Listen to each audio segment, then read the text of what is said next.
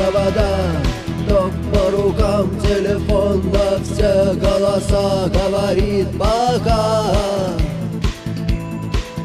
Пора. И пальто на гвозде, шарф в рукаве и перчатки в карманах шепчут: подожди до утра, до утра.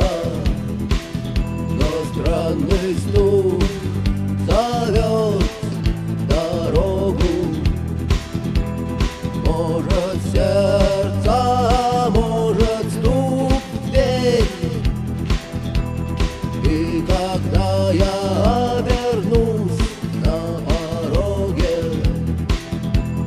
я скажу одно лишь слово: верь.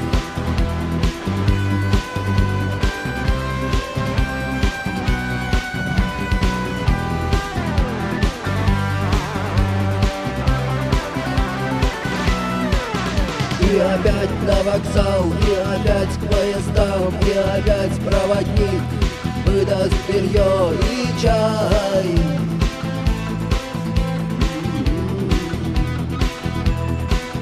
И опять не усну, и опять сквозь грохот колес мне послышится слово: